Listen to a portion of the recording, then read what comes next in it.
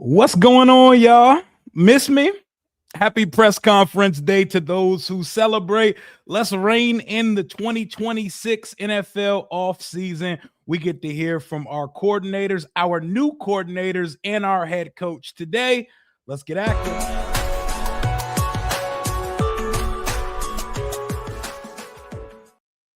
What it doing? What's going on, Washington Commanders Nation? It's your boy Rio Robinson back with the latest and greatest on the Rambling with Rio YouTube channel, where we ramble about our Washington Commanders. It is Tuesday, February 10th, and the football season is over. We will not see another football game be played until September 2026, and a Super Bowl champion has been crowned since the last time we spoke. Congratulations to the Seattle Seahawks, Mike McDonald, and Super Bowl MVP K9 Kenneth Walker for a dominant 2025 season. They won the Super Bowl with very little resistance, and that is a good-ass football team. And as we sit here on the 10th of February, Washington has got some work to do, y'all. We got some work to do to catch up. We're 30 days away from free agency. We're 72 days away from the 2026 NFL draft. And based on the two teams that were on the Super Bowl, spending money is okay. You're not necessarily going to have a Vinny Serrato, Dan Snyder style offseason just because you spent money. You just got to put your money in the right place. But how are y'all doing right now? I had some shit done on my eye, and I had a bad infection. I've been blind and a half for the last couple weeks, but your boy's back. Better than ever. Hope y'all are living well on this Tuesday afternoon. What are y'all looking forward to hearing in this press conference today? Because I want a breath of fresh air. I watched Mike McDonald's defense in that Super Bowl. Shit, I watched the Patriots defense in that Super Bowl.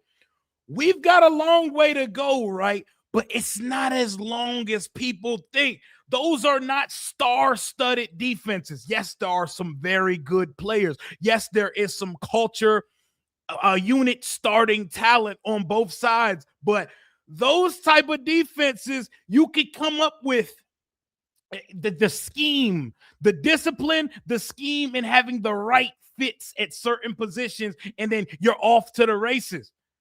The Patriots were 4-13 back-to-back years, and they built a bully-ass defense. When Mike McDonald took the job in Seattle, that defense was sorry as hell. They were 29th in scoring defense, immediately moved up to 5th, and then to 1st this year.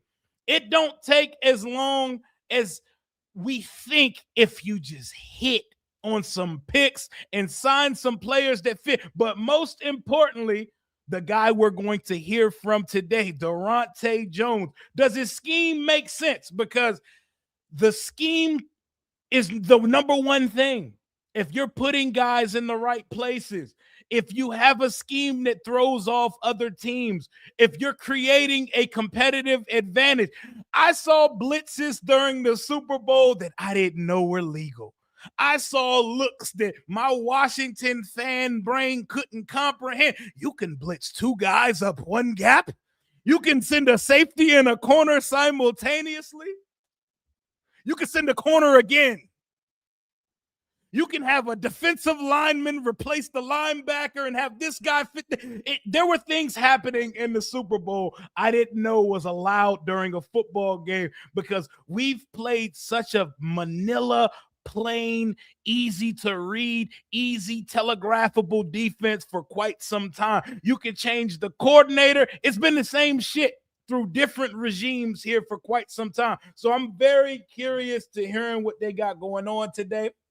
What up, Jared? What up, Jared? He said, we will spend money to get better. I want that. And I think that would be the plan. It's okay to spend money. You don't got to spend it all in one place. You can still put some money under the mattress for a rainy day, but you can be aggressive. The two teams that just played in the Super Bowl were both top 4 in money spent during the 2025 offseason. If you put it in the right place, and if the person making the picks and signing the players knows what he's doing, you will get there.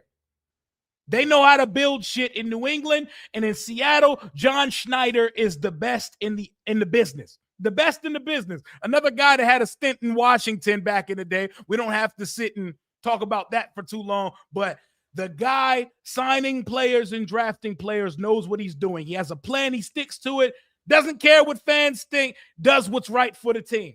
Make shit happen because you're under a microscope this offseason, AP.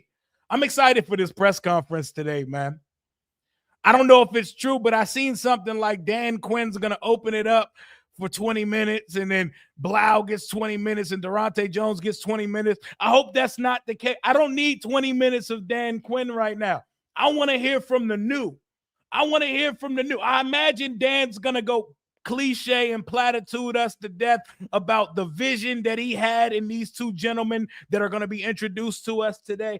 But I just want to hear from what Lou call him, Bliggity Blau and Coach DJ. Point blank, period. That's what I want to hear from today. What up, Big Dan? What up, D Watts? I hope all is going well. Every time Christian Gonzalez made us, oh my God, Gonzo. And I know there are people in the fan base saying, oh my God, that was 3 years ago. Everybody needs to get over it. We need to stop talking about this Christian Gonzalez, Emmanuel Forbes shit. And yes, you are correct. But Christian Gonzalez is fucking like that, man. Christian Gonzalez is as good as it gets. That play he made on that Rashid Shaheed throw deep down the field, that's as good as it gets at cornerback. I'm under the impression that Ron didn't know Christian Gonzalez was still on the board. And I'm not joking. This is not hyperbolic. I'm not embellishing how lost Ron was as a coach here. This is the same guy that didn't know we could get eliminated from the playoffs. So I think there's a world where he didn't even know Christian Gonzalez was still out there to be drafted when we took Emmanuel Forbes. But that's not here nor there. Adam Peters was not here for any of that. And we have important things to talk about this offseason. But I can't get mad at anyone bringing up the Christian Gonzalez things because we would literally have one of the better players at his position in the entire NFL right now. And it's hard not to harken back on that every once in a while. What up, West Coast? What's good, man? It's good to see y'all back in the chat, man. We got over 400 in the building right now. If y'all could do me a favor, smash that like button. If you're not subscribed to the channel, if you unsubscribe because of my absence, come on back, hit that subscribe button. We got a lot to talk about this offseason because Washington, we got some building to do so we could be back in the championship conversation. Drake May was throwing ham sandwiches around the field on Super Bowl Sunday. Levi Stadium. Don't let Grant Paulson and company try to make excuses for, lie, or gaslight you from what your eyes saw on Super Bowl Sunday. Yes, we did lose 55-23 in the NFC Championship last year, but Jaden came to play, not garbage time play. Jaden is the only reason we didn't lose 70-0 in that football game because Jaden went out there and was hooping. Drake May was out that bitch throwing up Italian BLTs. If you go back and watch it again, there were open receivers left and right because the pressure got to him. The pressure had him seeing ghosts. Pressure burst pipes, and his pipes were clean on Sunday because that boy was awful. And yes, Seattle's defense is like that, but there were plays to be had and there were receivers to hit, and he was pissing the ball around the field. My quarterback would never. But we don't got to go there either. We don't got to be petty. Nobody's a champion. Well, Seattle's a champion right now. Everybody's trying to catch up to the Seattle Seahawks. And you know our conference don't play. There are a lot of people that are good in this conference. So it ain't just Seattle. But Seattle not going nowhere. That team that you saw win the Super Bowl, they ain't going no goddamn where. I think we're about to start at 1 p.m. We're gonna be having movie time on the channel, and we're gonna be watching the team go live. Did the live start yet? Because if so, I'll go ahead and punch it up. And we can get going. I'm excited, man. I'm excited to hear from our new coaches. What up, Woodbridge? What up, 703? What up, Scotty? What was Joe Witt's scheme? I think we're still trying to figure that shit out right now. We're still trying to figure that out to this day. But we don't have to think too much longer because we have a new defensive coordinator here. And here's what I have to say. We're going to hear a lot of words today.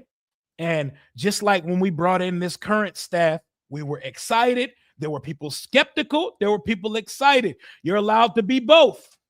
You're allowed to be both. But most importantly, no wins are going to happen at this podium today. So while we're excited to hear from them, this is the type of shit to put a battery in your back and start to give belief into what the vision of the program is. Nothing's going to be solved today. Not a single game's going to be won. Not a single player is going to be progressed. But I am very excited to hear from these gentlemen today. I need Dan Quinn to get in and get out. I need Dan Quinn to get in and get out. Let us know why you brought these guys in. Give them a quick little intro and then fuck off. Let the court that says this is what we do on game day anyway. We delegate tasks to your coordinators. Let me hear from them, because this is when you start to sell me on the belief that we will have a competitive advantage going forward, because I've watched so much scheme this year that it felt like we was doing some elementary shit in the building, man. It felt very elementary, man. Oh, yeah. I'll be watching every second of it, man. Every second of it. It's almost that time, man. You already know Dan Quinn gonna hit us with some, all right, y'all, let's get it rocking. Talk about gaining an edge competitively. These are good people right here, man. You know, I like to say, I like to do hard shit with good people, guys hitting their markers during the interview process. You know, Dan about to hit us with all that shit today.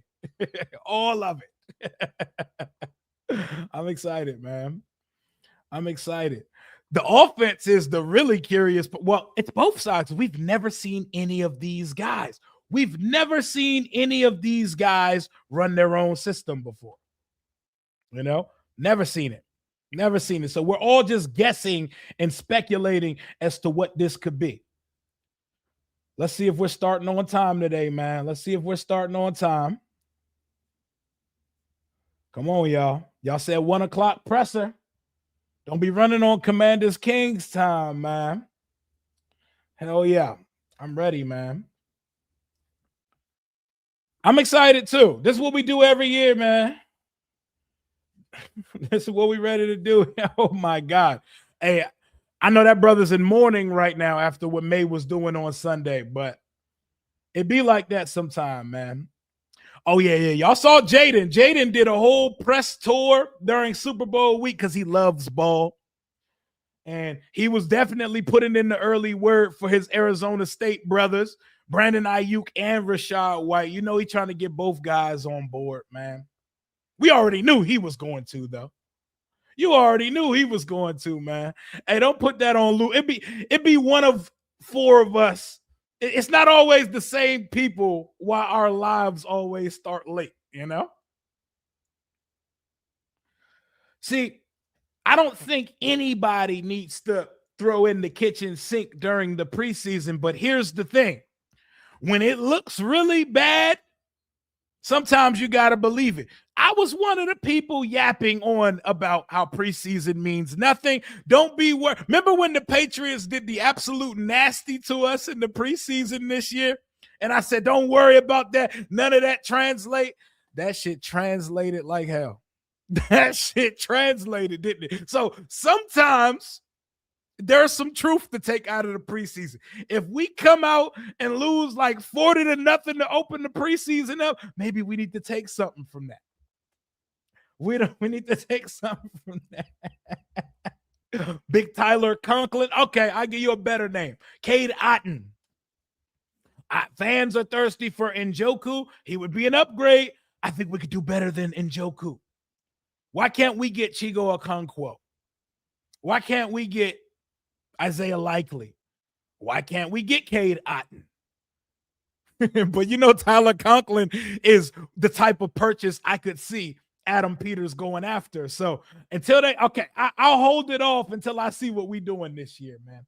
Season's over. Why are you still talking? Because the new season has just begun, Drunken Duncan, right? What's going on, family? How are you feeling right now on this Tuesday afternoon, my guy? The season's just beginning, baby. It's 2026.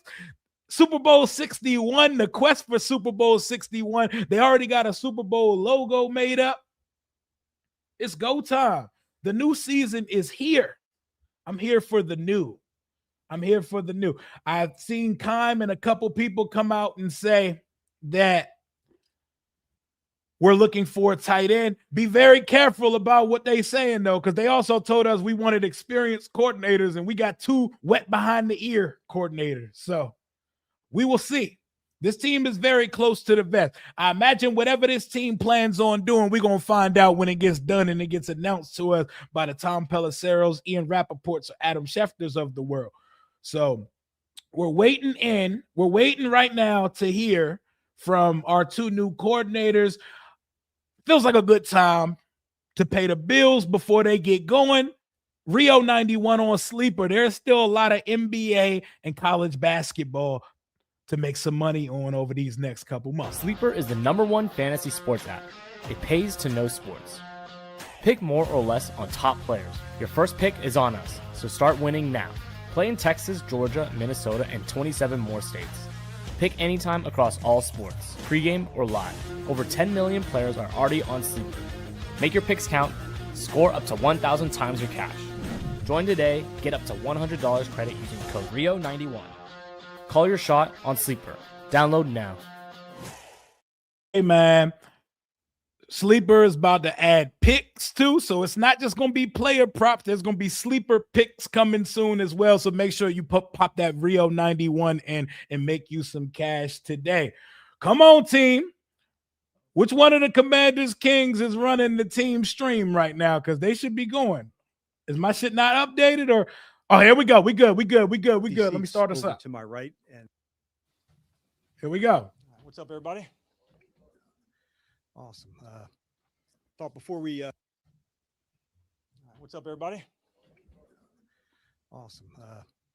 Thought before we officially got rolling, I'd kind of address a few things. I certainly didn't want to miss it. And so first, a couple of empty seats over to my right, and was absolutely bummed to hear about the Washington Post sports section. So some of the guys, Barry and Tayshawn and Tom, like true pros. And shout out to the Washington Post, man. Else I met there, their presence is missed. So second, I would like to also acknowledge kind of the organization lost a legend in Sonny Jurgensen, and one of the great ambassadors for us to wear the burgundy and gold.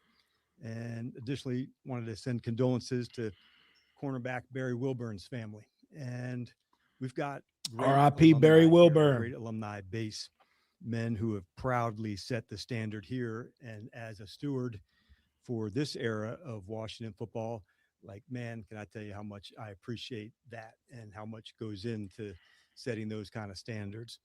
And then third, one of the most tremendous people I know you've had a chance to cover, boy, Wagner. And once you've heard Dan Quinn speak one time, you've heard every press conference that he's poured into himself. I'm gonna let him cook, and poured into others. Myself being part of that has been incredible to watch.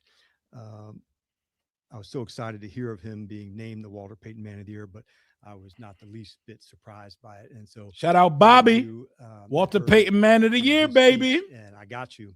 If I could tell you the now, please fade into the sunset and like know that he meant it. It meant everything. So I was like super proud of him. So now the purpose of meeting today is about new chapters, new opportunities, and also like for two terrific coaches that I'm excited for you guys to meet. We talked to a number of impressive candidates in going through this process, both in and out of house, and with David and Daronte. Man, I felt their vision right away and the energy they have for it. I know we may talk of two first-time coordinators, but I also recognize that everybody needs their first stop. And I really feel like we're going to set them up to succeed in every way. And I also feel really strongly about the staff that is here to support them in that way and surround them. So give you a couple of those updates. On offense, Darnell Stapleton will coach the offensive line. Congrats, DJ Williams, we Coach hired Stapleton, as quarterback coach. And Wes Baby Welker will Doug also be somebody that'll have a role on offense this year after being on the defensive and special team side in 25. Defensively, we hired Eric Henderson as the defensive line Coach Henney. Reassigning Daryl Tapp to assistant D-line. Shout out Coach Henney, man. Welcome to the squad. And we also promoted William Gay to cornerbacks coach. So after the absolute longest open in the last 2 years, I am more than glad to kick it into you guys and let's get down. Let's get it. Ask some good questions today, please. Yeah. Changes are hard, as you're going through. You build these relationships that are strong, John, with people and players. And so when there's time for change, those are difficult conversations, discussions. But at the end, you just keep going back. What's the best thing for the team moving forward? What's the best thing for them? And so if I put it into those spaces, what do we need to do moving forward? Y'all mad as shit that Donatel's still here. Go about that. Then you look at it from that. I blame that shit on Louis T. Because he got y'all hating our DB coach because he white. Y'all gotta chill on Dommy Donatel, man. It's challenging, but that's also, I recognize the seat that I'm in to put us in the very best spot that we can do those. And how much of that was it? Turn it up. Just Hold on. You want to take the offense in a different direction than maybe what matched up with what Cliff wanted to do. Yeah, and so those are conversations we have all year long about where it goes, and I've got tons of respect for both Cliff and for Joe, what they do, how they go about it. These guys worked incredibly hard, over the 2 years here. So shout out William Gay. It was time for change, a new vision of how we'd want to go about it, John. And so that's what we did. Wes Welker has been empowered. Season, did you know that promotion? Maybe we need to try something new going forward? Yeah, this was a difficult one all the way through, season-wise. Up, down. It started that way. Good game, bad game. Good game, bad game. Long slide in the middle of it. So when you're assessing everything, you want to look first. All right, what do I need to do differently? How do I go about changing it? And so it's constant assessment to say where we're at. I'm going to talk over them talking. You can go to the team stream. Week of it, you guys. That's what we do over here. Thinking about the game and how we go about winning. We talk. At the end is when it comes, to light the most. And what gives you the confidence? This ain't the channel for that. Is ready for this as a play caller. Yeah. I know he hasn't been coaching a long time, but he has, obviously when you're a backup quarterback at different things, you had different experiences, much like a younger coach coming up.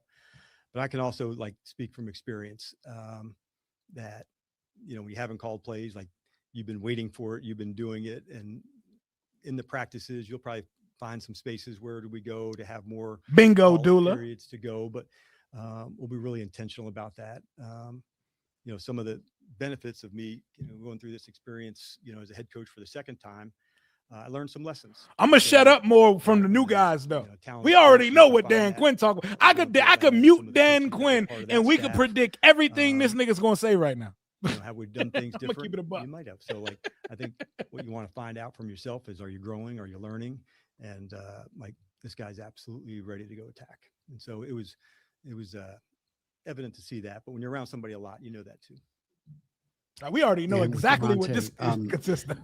Everybody's their own man and they're going to bring their own stuff. But what do you anticipate he will bring from the Vikings with regards to scheme 4-3 versus 3-4, Oh, that's a good blitz zone, That's a good one. blitz man zone combinations? Yeah. I going through the hiring process, had a chance to visit with Brian, also with Daronte. And so from a scheme standpoint, you learn a lot in these experiences. Veteran coaches, this system, do what I want. system, how to go about it. Much like anything, the first thing I asked him to do when we got here, I want you to look at the players, but without talking to me first. I wanted you to have bingo, vision, so there wasn't a bias. 100% the same. And let's find what they can do best. And when I'm talking to him, he's like the calm in the storm. I like that about Daronte. I felt the teaching and what they can do, but we're also going to put people in the spots, where they can do best. And that, to me, you think the new coordinator's coming out in polos, or they coming out in suits? Looking for how would we feature players? Suits feels very unnecessary. Can do this or can't do that. So let's start with what they can be exceptional at, and then find other ways to utilize them. And so pressuring and that package, like that's definitely a part of it. I'm excited, for these guys. to Team go through it issued and learn it polos. and build it together. At the end of the season, you had indicated that whoever you hired would probably be somebody that had done this before. Yep. He has not done it Quarter at the like NFL gentlemen. level before. So how did he kind of overcome that Yeah. desire Bridge of the yours? This shit do. That's why I'm getting my talking out the way I now. think when you're going through Ain't the whole talking about process, shit. you're looking at those strengths of where it is, where would my time and attention go, knowing They come out and all right, soft what's gonna be launch that different little spear offensively, what logo would be that they've been different pushing. defensively. I'm glad it went through a lengthy process, to be honest with you, DA, because it I got forced me you. into some spaces to look and what could be different and what could be better. And so Daronte was one of those people that you meet, you're like, all right, I get it. And I connected with him instantly about a vision for defense. And Yeah, how that you did. That play, stood out the to me ability too. create takeaways, the ability to have disguises. And so I felt alignment even before we got to know each other well. We've all had those experiences where, like, you meet somebody, you just hit it off. They about to have And from a Daronte running football Dan Quinn standpoint, scheme. we Fans hit are it gonna be off mad as perfect. shit. And then that's what made the difference to me, knowing that there was excellent veteran coaches and guys who didn't have as much experience, but just weighing it through it all. And I came back to him time and time again of just the teaching, the football acumen and what we were looking for. And it just really fit what we needed. Coach, when looking at hiring David Blau, how important was it for you guys to have a sense of continuity when considering Me Jaden's too. development and those other guys on the offense? Me too. Yeah. Jaden's a big part of our thinking and all the things that we do. He wasn't a part of the staff selection, but like he drives a lot of the thinking and how we can feature him and where it goes. And so having the ability to connect with him, that's certainly a big deal for us. David, amongst others in the offensive staff. had Daronte big Jones roles about to here have on some shooters or Jaden. some Sabiato. It wasn't the deciding factor, but it certainly was a good factor. Fresh out And the you go-go. mentioned looking at unique skill sets, unique abilities that new coaches can bring in. Right. What are those unique skill sets that your two new coordinators bring? I think fresh eyes is the first thing. There's an element that goes into new scheme, new ideas that, man, it ratchets everything up quickly about how you could go and put a different lens on some things. And there's a lot of excitement that goes with that. And I'm excited for everyone, in the fall, when we unveil how we want to play that play style, that it comes across clearly for everyone. But different for Daronte being, outside of the organization, I wanted him to have fresh eyes on just about everything that he could. So it wasn't He do. everybody, hey, this guy can do this guy can do that. I can remember going through that experience of going to other organizations and said, just give me a couple of days, man. Let me just dig in, see what we have. And then I can best then give you a picture of where we are and what we need, moving forward. And so it's really the first step into an off season and the free agency, your own team, the others. That enter the Not some draft dot eyes process. though. So that first step. Remember the dot eyes with the little now spinning rim in them? momentum starts to really take hold. It's a very important process, much like selecting a player. When you're selecting a coach, they have such a big role as play callers with an organization. And I think you can see this year alone, just the amount of changes, offense coordinators, defense coordinators, and we're a part of that. But it also goes to show you, that importance. That's a fact, of what Kenny. we've done in those spaces. That's a fact.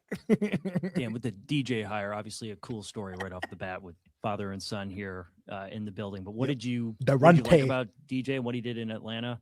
Did Doug have any influence over the? Yeah. Let's Say free some good webs. stories on these. I've known DJ for a while, dating back to times in Atlanta. He was in New Orleans, so I had a chance to initially get to know him then.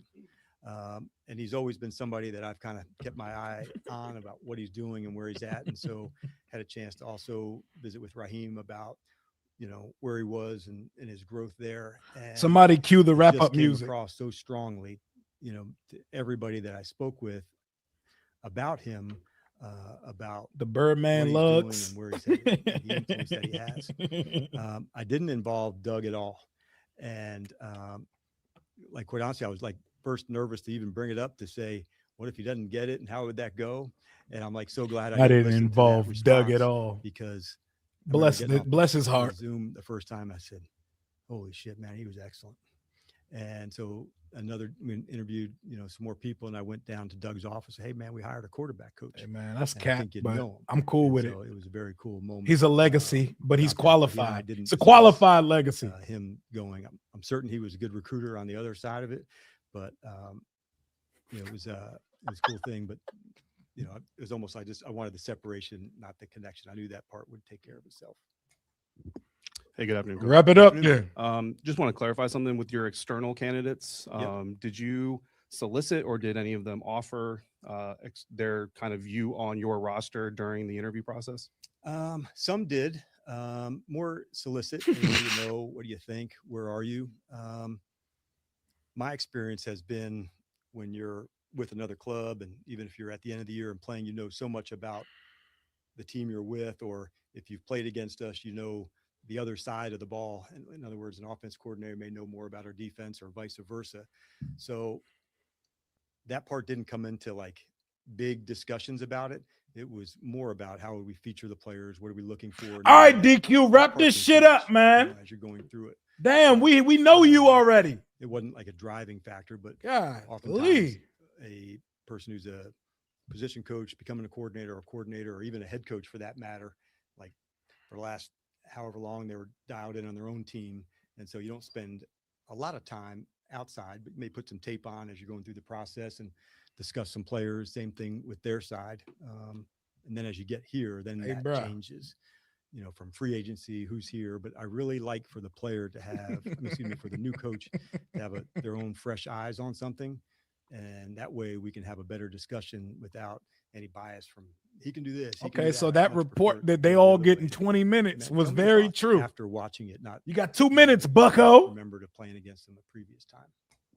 And obviously, all along the way, we're going to judge success or failure of the staff moves that have been made. And hopefully next February, we're having a conversation with you on the success or failure of the staff as well. But for you, where's the 50-meter target for these new coordinators? What's the next benchmark you're looking for them to hit successfully? Yeah, first thing, their vision, amongst to the staff. I would sign him. And so instead of Debo, comes from me through the coordinators to the assistant coaches. And how do we bring him, make that come to light? And his guardian cap up for us is to assist, Adam and his staff from a personnel side. Ain't nobody coming to see you, Otis. Free agents that are there. Then we go through the next step of doing that along with, the draft process. But really, it's laying down the foundation right now. The coaches are working hard just on the systems. I need to buy a guardian cap. Wear that shit on stream. Many of do they sell guardian caps? You're building it from the ground up. So everyone here is on the same exact page of how we're doing it, what it's called, why it's called. And you make those kind of tweaks now. And everybody, I like Debo too. Who's in that room knows why we called this. Here's the reason why. And so that doesn't happen very often. I have preferences though. Take great advantage of that.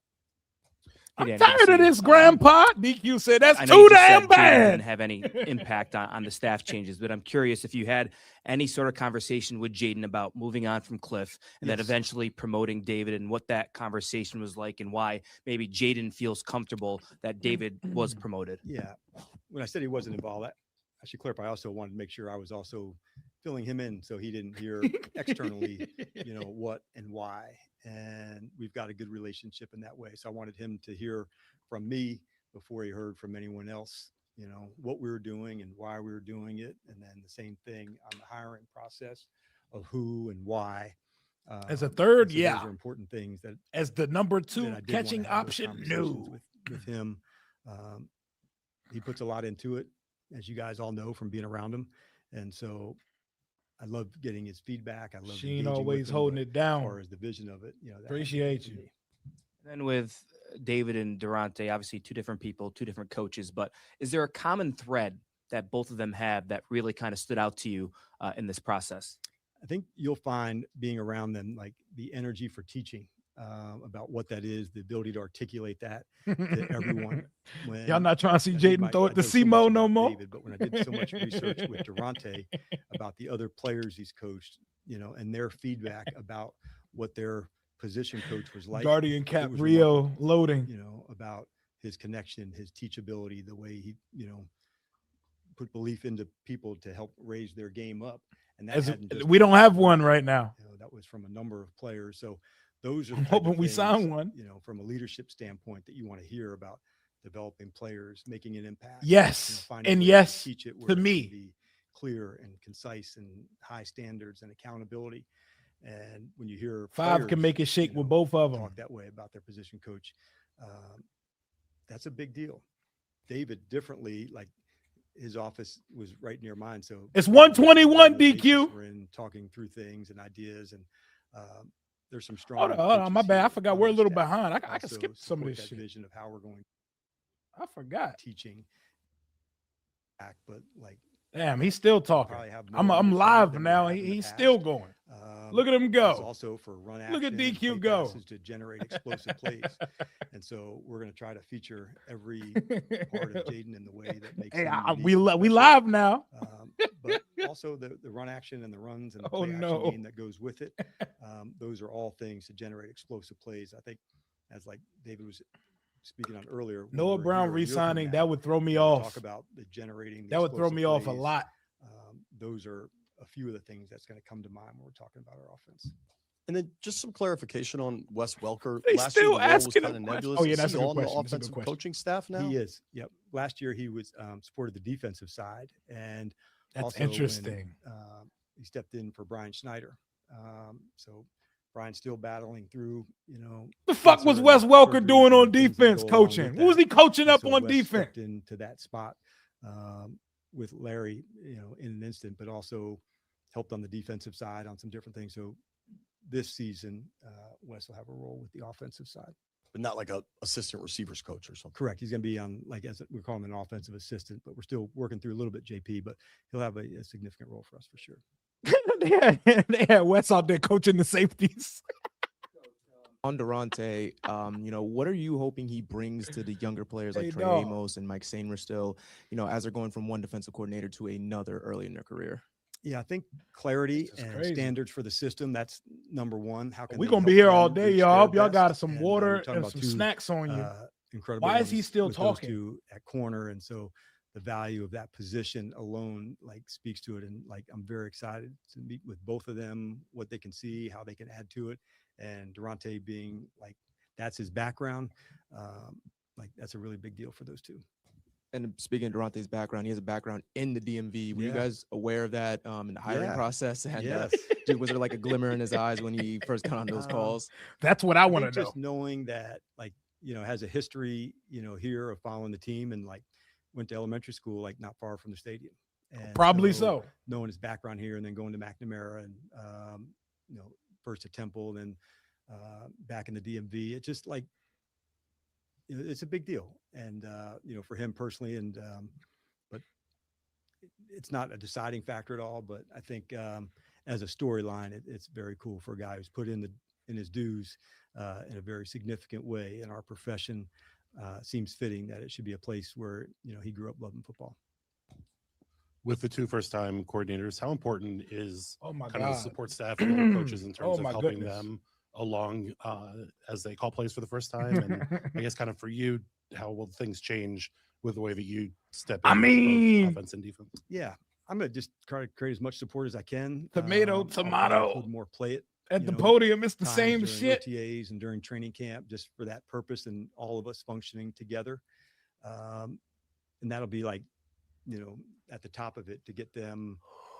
There's nothing like in-game experience, but as close All right, as we can DQ. simulate to that This shit as crazy. we can. Oftentimes, you'd see all of us with practice scripts, and it's already here. And so there'll be times when those won't apply. We're going to call it down and distance, moving the ball, and get into those spaces. And so you do that on film on your own, you do that on the field, and we're just going to do that. But we do have like I said, an excellent staff to help support these guys and set them up for success. And then what went into moving on from Bobby Johnson, and then kind of what are you hoping that you see from Darnell Stapleton as he steps in on the Yeah, I offensive think, line? being around Darnell over the last 2 years, he actually interned with us as a Bill Walsh fellow years back. He had, like DJ, had always been somebody, on the radar, so to see his Good development God. over the last 2 years, DQ, I knew come that he on, was ready man. for, a significant role. He worked closely with Bobby and This is Chico, who true. were here, obviously, with the other members of the offensive staff. So it was really just, like a new vision of how we want to go do it. That's really what it came down to. Hey, Dan, obviously being around David. We're Blau giving the last Brandon few years, Coleman's got a nickname feel for away. how he understands offense. But there's a difference between scheme and the play calling, because play calling is under the pressure. How do you Just be my how do you son know on that a guy church can on do that? Sunday. Do you go He'd through be any kind of mad as shit. simulations His or mother how don't do be you know trying to that They leave. can do it under the pressure. Yep, you do that, Ben, and certainly playing quarterback in the National Football League helps. Into that space. You're not calling your own plays like back in the old days, maybe in the huddles. That some of the guys did, but there's obviously lots of training that goes into that, and you want to simulate, just like you had said, with video into the games. But David has a very clear vision of what and how that it's going to look and play out. That was very evident, in our interview with him. Ooh, DQ talking his ass Going off. into it, we're just going to give him the best support we can, Ben. Like maybe less than I initially thought of how many call-its and those kind of things we need. But as far as the leading and the calling, those two go hand in hand. But the leading part that I've seen so far, it's all tracking that and everything that you'd like it to be. And with Daronte, possible collectively, we didn't get this in the reporting, but he wasn't part of the original names that you guys interviewed. He came in later as part of the interview process. He was later to that, but his name was certainly part of that. Yeah, a part of a group that we spoke to. I was pretty extensive in the group that I spoke with.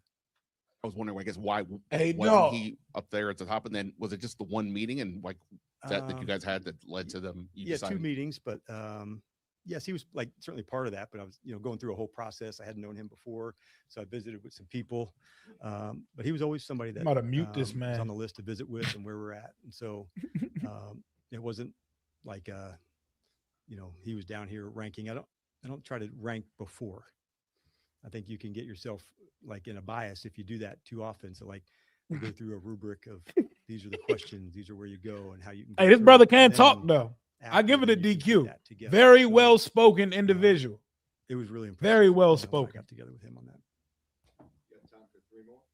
Hey, You Coach, got time for 3 more. So I think That's what at they one asked point us. in the season, toward the end of the season, you mentioned No, Sean DeBarberiti don't have time. this for 3 being one more. of the toughest years, or last year being one of the toughest years of your coaching career. So what have you said? Okay, these are the things I need to do differently going forward. Yeah, full stop 25.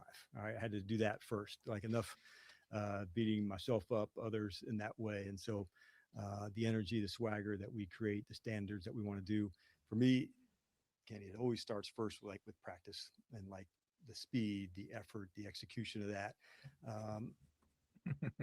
The locker room is a strong one. Guys supported one another. We kind of spoke on that so much in a tough year.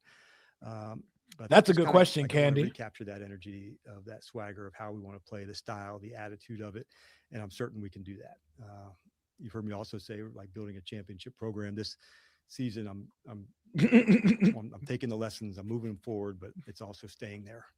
I'm not I hope carrying this email over the thing finds that you sucked and, safely being as part of press how we wanna conference. do business. So there's a lot of energy that's going forward today with the coaches, and so as we're moving forward, when the players get here, they'll be a part of that too. But yeah, I'm ready for that process to be fully underway.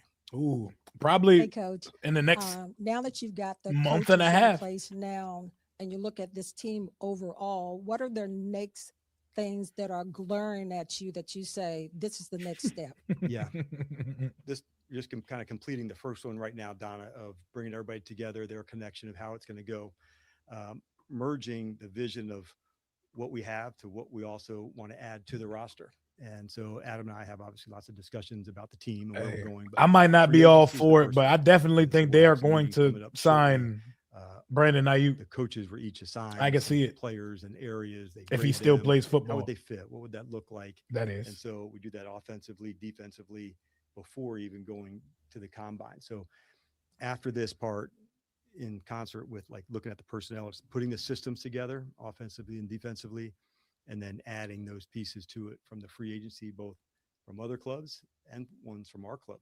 Say, okay, why back? What would they roll? What would it be?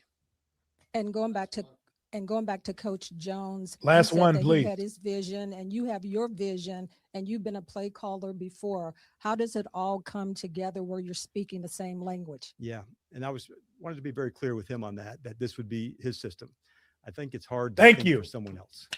And so There I we wanted to go. make sure coming here, he wouldn't have to my system, learn it, this, there. I said, like, you're coming here to install it, man. And I'm going to be here to support you, give you insight when you want it. But putting that system together is fun. And actually, going through the whole process with him, Donna, was exciting for me too. I like that the learning can be different. We love to hear that. Different and what his what own better. system.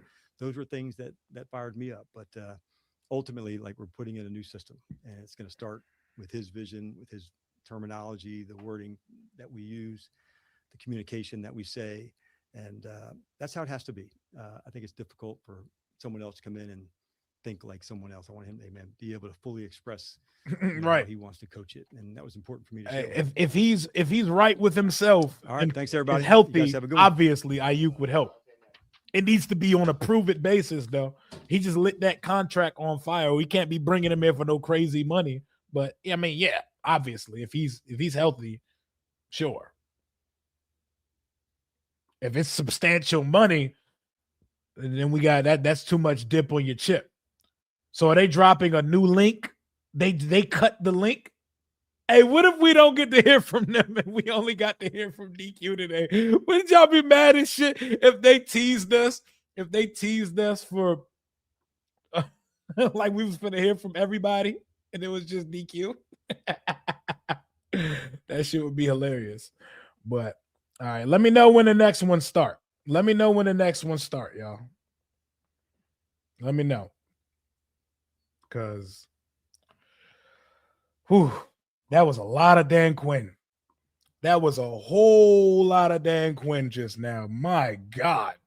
That is more Dan Quinn than anybody ever needs on a Tuesday afternoon, especially considering there were no games being played today. That was a lot. But let me know. Let me know when the new ones start, because my God, that was a lot of DQ. But Daronte Jones is running his own offense. My man Duncan said, I was in DC visiting family. Is your new stadium going to be built by my cousin? By the way, my cousin took me to a cool place, a bar with old arcade game. Oh, yeah. There's a ton of places like that. But yeah, I know exactly which one you're talking about. Our new stadium's going to be opening up 2030. So we got 4 years to go, 4 football seasons until then. But let me know, man. Let me know. Gary Owens and Jalen Lane art. Ain't Gary Owens a comedian? I'm not understanding. What's the Gary Owens art? Okay, he's on now. Okay, let me pull this up. Let's get to it. Who is it first? Is it Blau or Daronte? Okay, here we go. Pulling this up. Big Daronte up first. We about to hear from the DC first, y'all. New defensive coordinator of the Washington Commanders, Mr. Daronte Jones. Talk to us. Good afternoon. Yes, sir. Okay. John Kine from ESPN.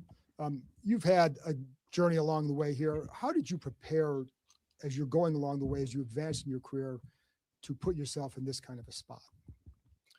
Just being around some of the talented coaches, great minds that I've been a part of growing up, from Marvin Lewis to Vance Joseph, Mike Zimmer, Lou Anaromo, and even as recently as Kevin O'Connell and Brian Flores.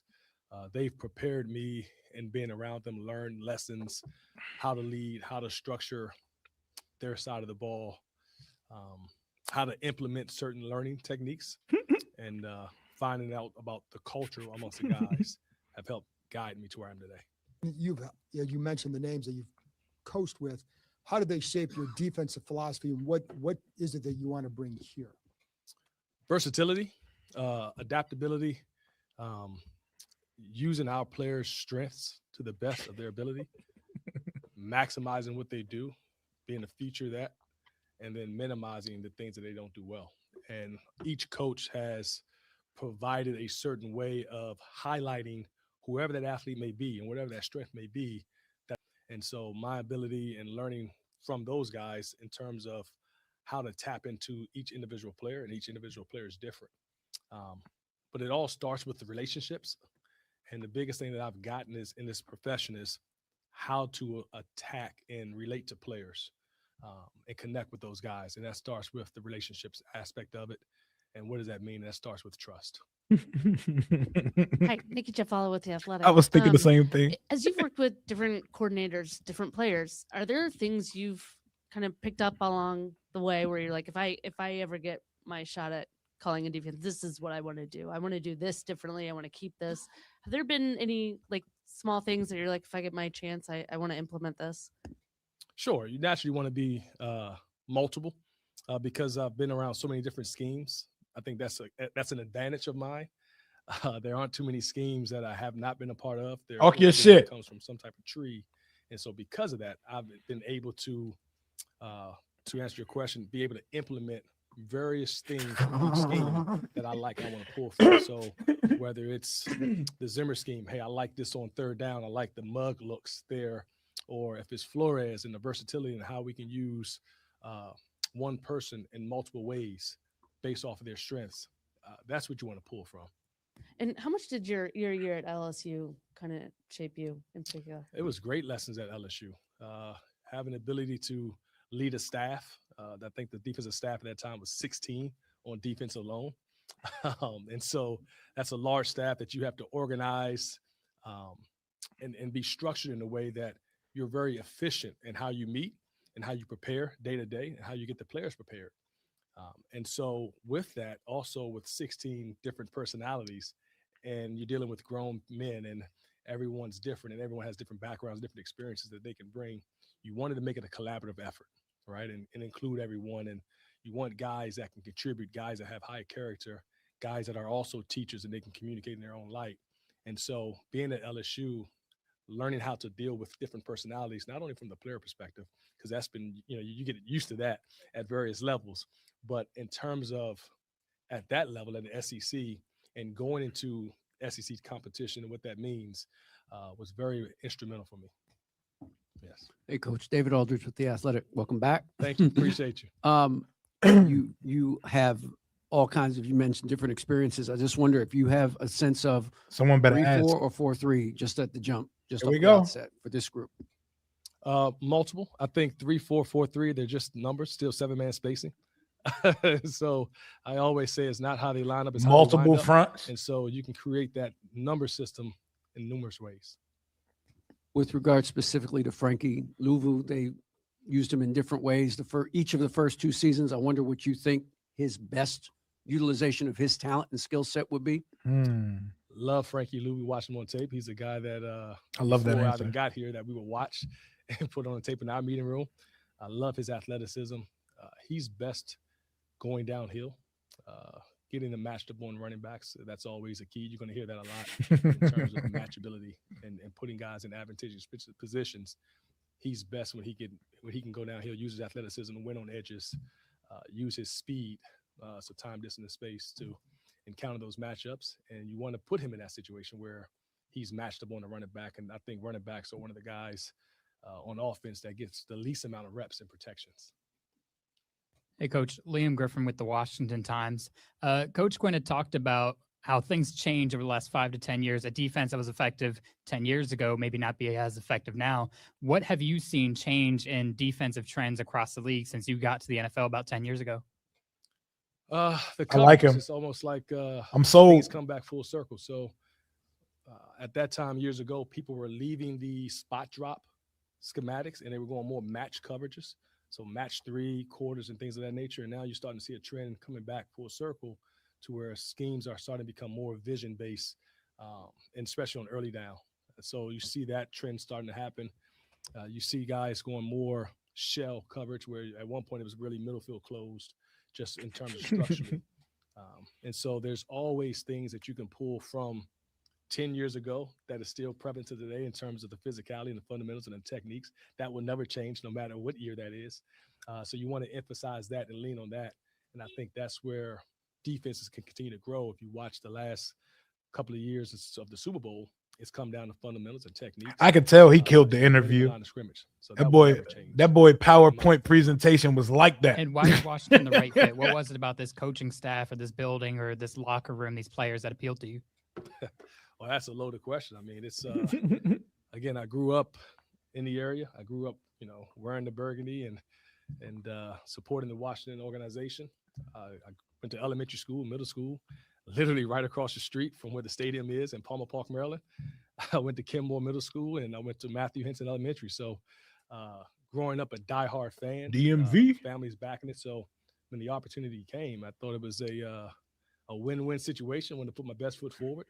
And then when you talk about the people in the building, such as Dan Quinn, such as Adam Peters, great ownership with Josh Harris. Of course, we having fun with it. Of course, I want to say you're thank right. you for that, by the way. I didn't mean to say it. I want to start off just by thanking the ownership, Josh Harris, thanking Dan Quinn, thanking Adam Peters for the opportunity that they've afforded me. But when you're around certain people and you see the alignment of the organization, the ownership, management, head coach, quarterback, it's a win-win for not only the DMV, but a win-win for me as well. Thank you. Coach John Duran with WUSA. You mentioned wanting to maximize all your players and be versatile. You mentioned Frankie Lulu as well. Any other guys that you've watched that you can't wait It should be to interesting. get on the field with here? Yeah, I mean, I had a chance to speak with quite a few players already, and they're all excited to get going, just as I am.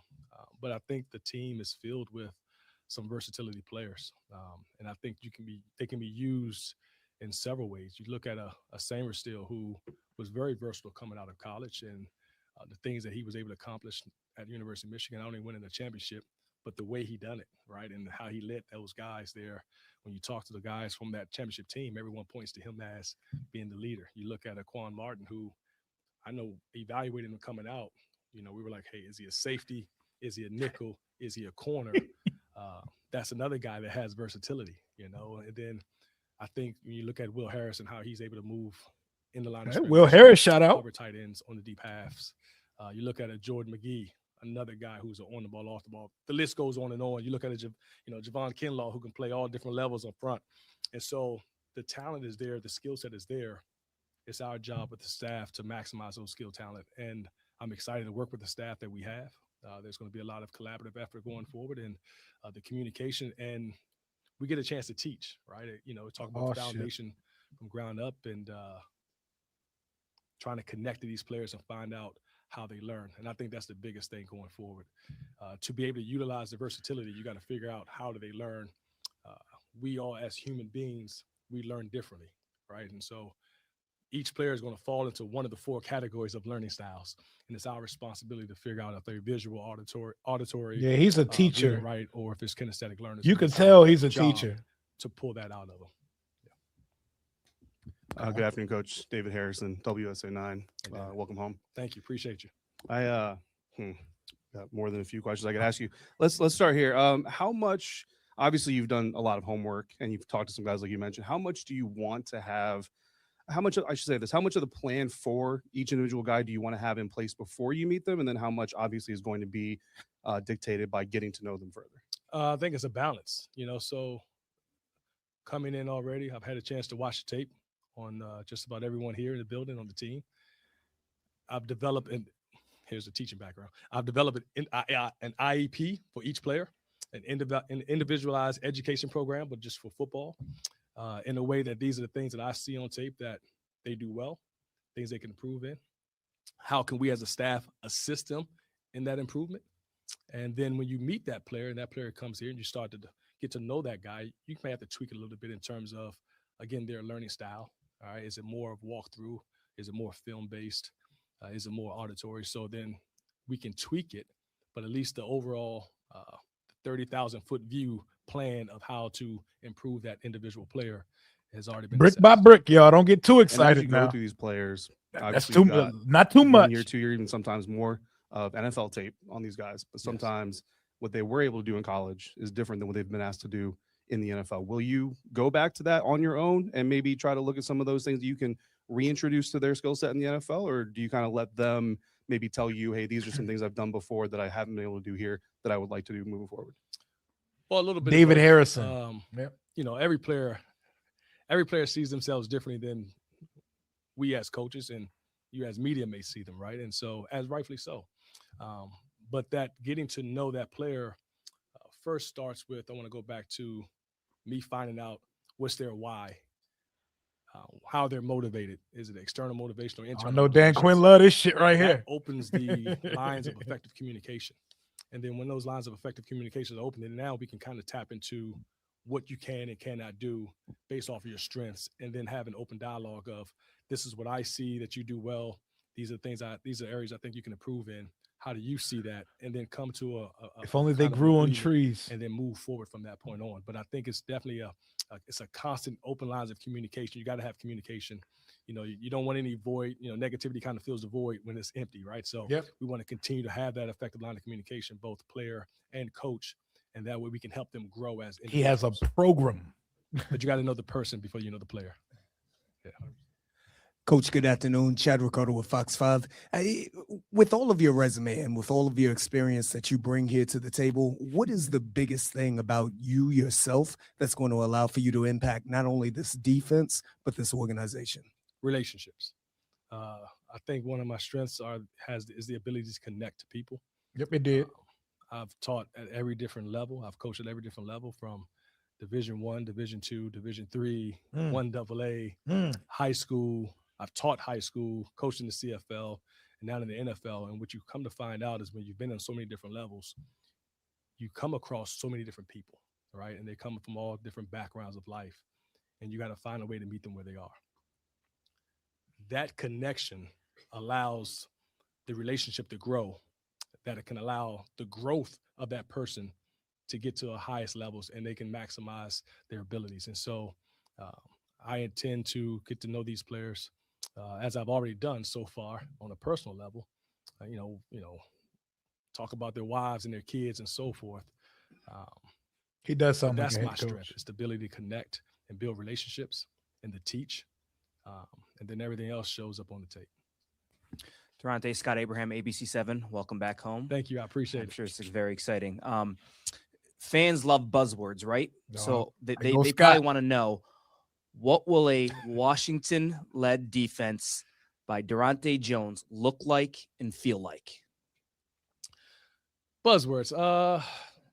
I'm not going to say, all Scott the asking some typical bullshit. coaching buzzwords, but I will say that when you turn on the tape, joy would be one. All right, that would be the number one thing that if you turn on the tape or you Man, I ain't got time for this buzzword shit. I'm coaching, bro. See the joy that these players have when they step on the field, the joy that they have when they're playing with one another, the camaraderie. That's the number one thing buzzwords we want to have on the defense. I think when you see joy out there, guys are playing selflessness. Like I said, what is your in the team mantra? defense, and you're seeing guys who they don't care who makes the play, as long as someone makes the play, and they're willing to take on a double team or take this pick so that you can kind of clear up. And they're going to learn that the word sacrifice, although it has a negative connotation, will be seen in a different light, meaning it's not what am I willing to give up, it's what I'm willing to do for. And having that mindset amongst the whole team will provide that joy. But outside of the joy, you want to see, guys that are, constantly attacking the football, creating takeaways. You want to see guys playing with some type of some high IQ, some type of intelligence out there and communicating. So, but the joy is the number one thing that you want to see. I'm not going to use any other buzzwords that, trigger things, but joy will be the collective unit. You said something earlier that stood out to me. You said it starts with trust. Yes. So how do you earn the trust of your players with them buying into what you're coaching? Well, for them to buy into what I'm coaching, they have to, one, buy into who I am as a person, and that I genuinely have their best interest at heart. And how do they do that? Is for me getting to know the person and not the player. That's me getting to know. I gotta chill on with their upbringing, how they got to where they are, the people that matter to them in life. That's me asking them about, hey, how's your mom? Or how's your loved one? Or how's your child? How do they do in that basketball game? And you start to develop that relationship. And when you develop that relationship, they realize that, you know what? He cares more than just if I make this play or not. He's really invested in me. And so because he's invested in me, I can now become invested in him and what he's teaching and buying in. Because when you're dealing with Hey, he football talking, bro. or just any athlete or people He in general, talking. for me to listen to you, I have to be invested in you, right? If there's no connection there with that, how hard is it? How willing am I to be where I need to be and do what I have to do if I don't feel like you really have my best interest at heart? And so just starting, I think that's what the offseason is about. It's a great opportunity to, them to get to know me get to know them. And I think being around Coach Quinn, you can get a sense of that he's a people's person. He's about relationships, the players that he's brought in this building and the culture that he has. I'm just reliving. I'm just going through and fulfilling the vision that he's already set forth. That's all. I'm just moving to continue to move the needle that That's way. Coach Boone, because he's already had the foundation of that in this building, and just the guys that I've met and just watching him interact with people. Yeah. Hey, Daronte, congrats on the new job and welcome back to DC. Come on, JP, Jake ask some Finley real with shit. NBC4. You've talked about wanting to be multiple and all your different stops in your coaching journey, but the last stop in Minnesota was with an ultra aggressive scheme in Brian Flores. How much of that do you want to bring to Washington? Well, it's about what we do well. If we have the players and their skill sets, some of the skill sets are to be aggressive. Surprise, no by one asked. nature, I'm an aggressive person by nature, just in the background. And not only with Brian Flores, his aggressiveness looks a little bit different than what it may have been in the past. But really, if you think about it, there aren't many differences between him and Mike Zimmer in terms of the aggression. There's just, Zim was more third down aggression. With Flo, it's more first, second, and third down aggression, right? I think we got us one, and man. it just looks differently. Zim was more mug looks, whereas Flo is more all offsets. But there will be some incorporation of all that. I don't want to get too much in the X's and O's. But hey, he no ball, bro. He take the talking turn ball. and He change not the here mind. for all that It's both. bullshit. I like this guy. But we will use that. I like just it, with man. our adaptability and versatile approach. But I think the way the players help shape that. So it's all about players first and scheme second. And so based off what our players can do, we would do. If players can't do that, then we would do and put them in situations where they can be at their best. And so, yes, by nature, I'm an aggressive person. By nature, we want to become more aggressive in some way, shape, or form. Is that pressures, or is that just being more of attacking? Is that being more technique and fundamentals, attacking blocks, defeating blocks, tackling, and just doing the routine things routinely? That could also be seen as being aggressive as well, when you're just playing technique. And so it's based off of what we have player-wise. And then Dan Quinn mentioned that before you guys started talking about the roster, he asked you to just watch everything. Yes. When you watch this defense from last year, what would you describe as the strengths? Young and athletic. I would say young and athletic. I know there's some older pieces there, but for the most part, especially the guys that we have in our system here, you look at the back end with, we're talking about Samer Steele, Trey Amos, Quan Martin, Will Harris. Those guys are athletic. Then you throw in a Reeves in there as well, who provides some versatility. And Owen's also another guy who's versatile. You look at McGee, you look at Luvu, you look at Madrano. Those guys are athletic. Okay, can Madrano drop? Up front, you have some savvy vets up there, and then you have Okay. who's also a young player who has some mobility inside in the interior D line. And so when you look at that, the first thing that jumps off the tape is these guys can run and hit. Lattimore, super gone. And so you definitely want to use that to where guys are going forward versus going backwards. Yeah. Hey, Daronte, Mitch Tischler with Monumental Sports. As you've looked at kind of the defense from last year and the players that are coming back over, have you started talking with Adam Peters, Dan Quinn about the types of players that you want to bring in? I guess, what are some of those characteristics that you look for? One, tough, physical, versatility. We talked about that. And just with anything, our ability as a staff, our players' ability to be adaptable and whatever that may look like. Because when you're coming in and you may have a different vision on a certain player, or you view versatility Tough, more than physical someone versatility. Who is a first and second down Ability to linebacker. adapt. Just all parties being versatile and being adaptable in that. And I think being on the same page, and I have a great feel and sense that even in the hiring process, when we're talking about position profiles, that their vision, the vision that we have as a collective unit, and the vision that we're having as a staff, is on. No Bobby Wagner mentioned So yet. We're aligned that way. Hey, Daronte, Ben Standiga with Last Man Standing in the Team 980. When you go in for an interview, typically you highlight some of your stronger Come points. on, Ben. What was it like Get when it you out. had a conversation about 31-0? we didn't discuss the 31-0. Yeah, we didn't talk about that. But I will say it was just about, it's just, again, it's about the joy. It's about the game. Any given Sunday, that was a very tough team to prepare for. With Terry coming back that game, you had Jaden Daniels, provide a lot of issues, or it's a lot of issues that the offense can provide. And I'm looking forward to being a part of it this year. And, me and David, we have some history together when we were at Minnesota at the same time together. And so it'll be fun. It'll be fun to kind of just merge all this together, and so that we can also have a successful year in 2026. And you mentioned some of the youth on this team. Also, you had older guys like Bobby Wagner and Von Miller who are free agents. How do you kind of envision, like, obviously, I think in general, this team's got to get younger. So how do you view from your perspective of, hey, we need some experienced guys, but we also have to have more athleticism, speed, things like that? I think you have to have a little bit of both. I think you can't go too far on either end of the spectrum. So, you have to have some veterans to kind of balance those things out and help those guys come along, because those veterans can provide knowledge various ways, right? It's not just on the field. It could be off the field. It could be, how do I study? How do I watch film? How do I become a pro? And so having veterans around, I think is a great piece, and the great thing is it's all speeds up the development of young players. Yeah. Hey there, Coach Jones. My name is Candy Waller from Bowie TV. Hi, Candy. So welcome back. Thank you. Appreciate you. So I'm kind of pulling on the thread of Nikki's question.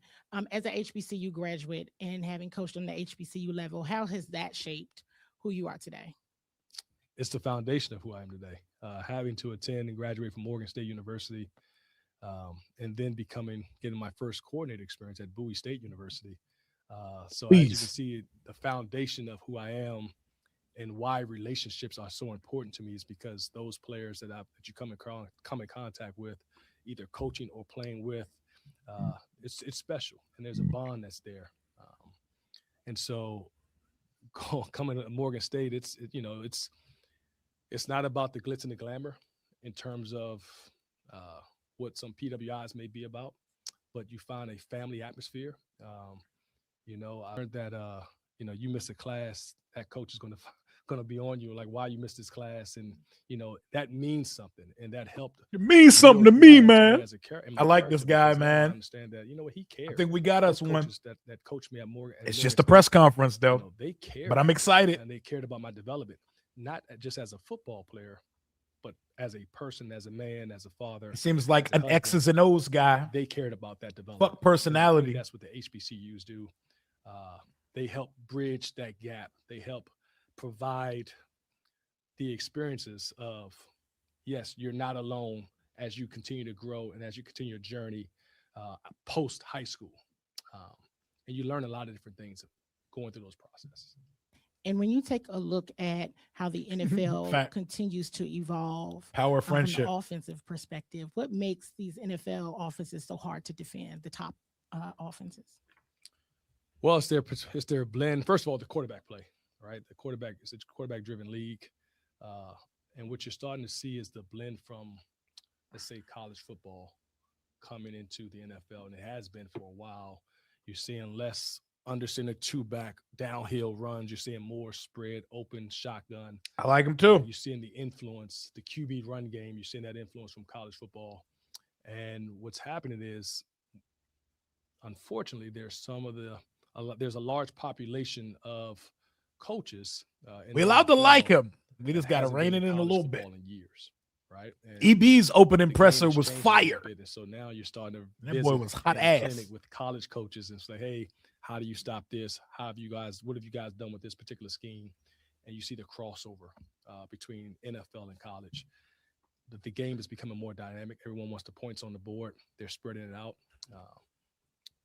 Defensively, we like to try to take advantage of the open and spread looks, hence the aggressiveness over there that he talked about earlier.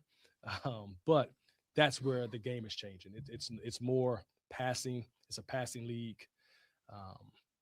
It was good to kind of see a running back get the MVP in the Super Bowl. Shout out K9. It's kind of been unheard of lately. It's been more quarterback driven and more ball in the air type of offenses. Hi, Coach.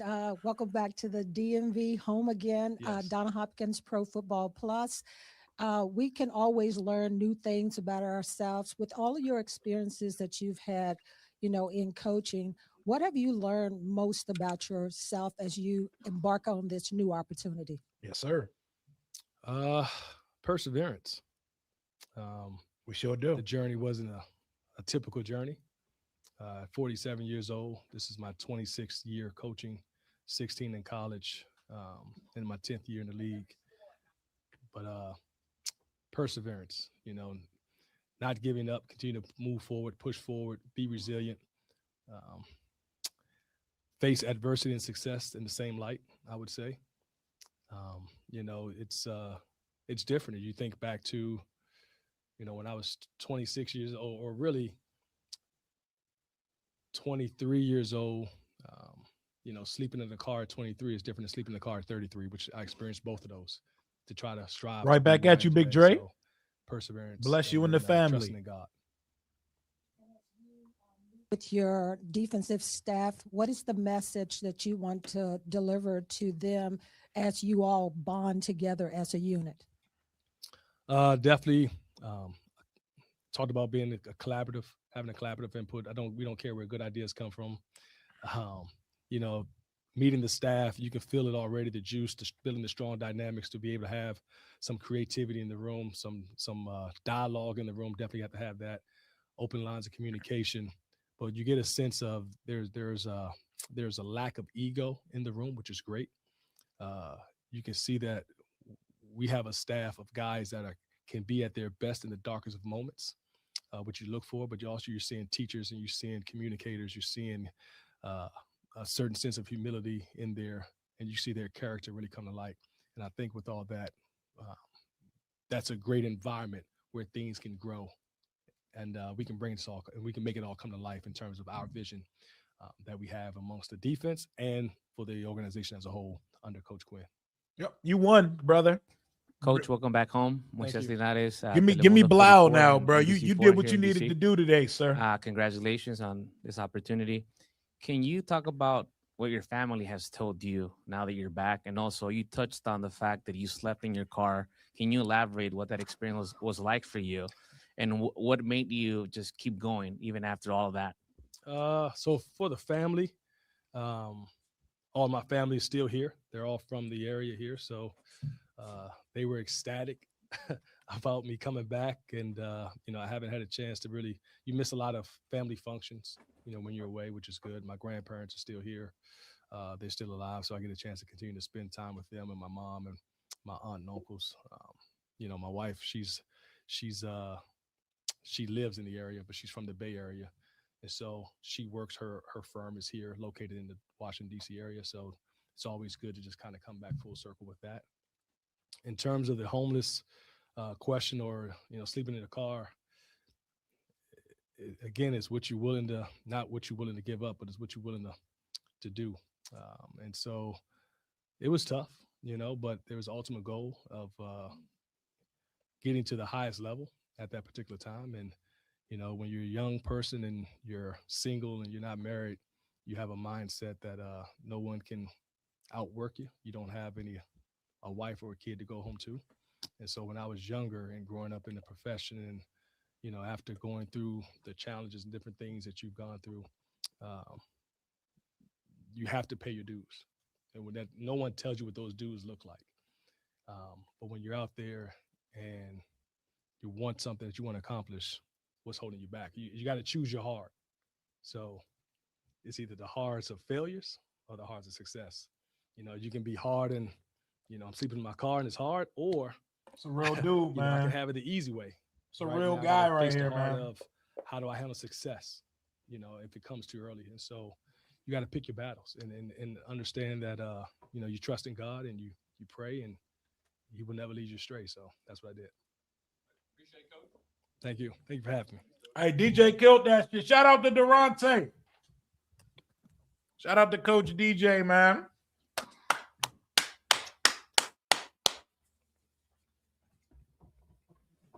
You can't really win a press conference, but if you're going to win one, he definitely just won that shit. He definitely just won that ship. Shout out to Daronte Jones. And now the one that I think people can get most excited about. Now we wait to hear from David Blau. This is the one that everybody wants to see because this is the quarterback. This is the one that affects this guy, Jaden Daniels. So we all want to know the plan here because Blau ain't even been coaching for that long. Daronte Jones can sit and talk for 20 minutes because at every single level of football, he's extensively coached. He's coached around all these people, the Mike Zimmers of the world, the Floreses of the world. He's been in college. He has so much experience doing it. Blau has been an assistant quarterback coach that somehow dazzled his way into the offensive coordinator job. And this is interesting, man. Definitely sounds like football gospel. Well-spoken. My favorite thing about Daronte Jones just now is it wasn't over-talking of nothing. It wasn't word soup of nothing. You can tell the technical aspects of football is his bread and butter. As a football coach talking about having IEPs for his players, he has a real program. He's a teacher. I'm excited, man. I'm excited to hear from Blau. Let me make sure this next joint ain't start yet. As soon as Blau get to the podium, we're going to do the same thing one more time. Damn, they said we're going to keep y'all for 3 hours today. They said we're going to keep y'all for 2 hours plus. Dan Quinn went for 28:41 and Daronte Jones went for 31 minutes. What is Bliggity Blau up to next, man? I'm good. I like it, man. I like it. What's going on, y'all? What up, Tyrone? What's up with y'all? We got one more to hear from today. That was a breath of fresh air. I'm not going to lie, because after hearing from Quinn for about 20-something minutes, I felt like we just got our ass whooped and we was on a losing streak again, because right now, hearing from Quinn, that's what it sounds like.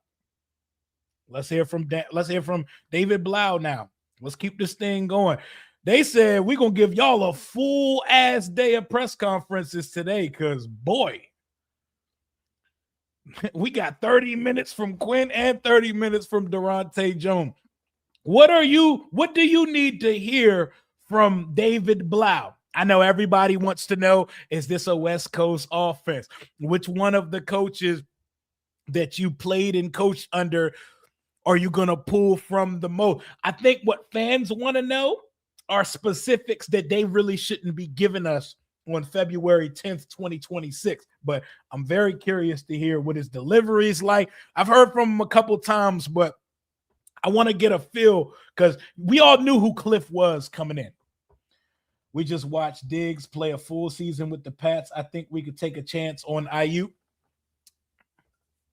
Different situations, different guys, but I don't know. I don't know if I would call those the same type of scenarios, but I get it. Also, Ayuk's injury was the ACL, MCL, PCL. It was like 3 ligaments too. And he didn't play any football all of this year. But let me see. I'm waiting on Big Blau to come in now. Refreshing my screen now to see. All right, here we go. All right. Oh, he sits down and they get right to it. Hold on, let me pull it up now. There we go, y'all. Big Blau, our offensive coordinator. Here he goes. How surprised you to be sitting this role? You flash back to like November, kind of a quick rise to get to this spot. What do you think? Sure. I think, I don't know, surprised. You feel like every step along the way you prepare for these opportunities, and surprised may not be the exact feeling. It might be grateful, Talk that talk. You was built for it. Incredibly encouraged and motivated based on, what I've kind of seen over the past month of DQ's belief and building me up, man. From the He's first so day I happy to got be here. I have felt a very specific development plan for me. Whether it's getting to call plays in practice at different points That along boy the way, love whether this shit. it's getting to present in front of the team opportunities like that. So, I don't know if surprise is the right word, but incredibly grateful and thankful to be here.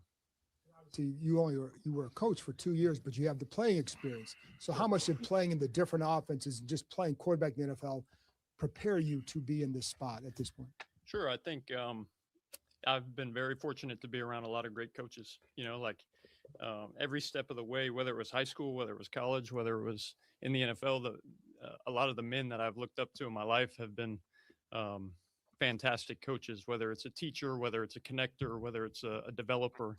And so, once I got to the NFL level as a player, that flame was kind of lit for me that I wanted to be the guy, as close as you can to calling a play in the huddle, getting to call the plays into the quarterback is the next closest thing as one of the play callers. So I've always had aspirations for this and really excited to get it going. I know you said that you sort of always wanted to be a coach after your playing days. Was play calling a piece that was always really important to you? And, when did it become a? Oh, that's a great question. I've just seen the difference it can make. I've seen the difference at different stops in my career of getting to see different styles, different play callers, different innovators, and it's really important. When you're creating a game plan, when you're developing players, putting them in the best position to succeed. He passed the face check and demeanor how check for important sure. The play calling role is. So, kind of like I mentioned for John, like it's as close as you can get to calling the play in the huddle and actually being the guy receiving the snap, and now developing that and helping get our group to the best collective outcome is what really excites me. Then having, like you said, been with so many coaches, how do you envision your offense, and how much will you take from them as you sort of build this out? There you go. I think every step along the way, I've gotten to learn something. And as we go forward, our staff, our collective staff of 12 or 13 coaches, we get to kind of build it up from the studs around what Jaden and Terry and Laramie and all these guys do really well to, put them in the best position to be successful. And that's what's exciting with our staff, even pulling from all these different experiences, new coaches coming in who have, backed up Tom Brady and Aaron Rodgers, and coaches who have been around Drew Brees and developed young quarterbacks, and being able to pull the collective so that we can all collaborate together and make this the best possible thing is what's really stimulating right now.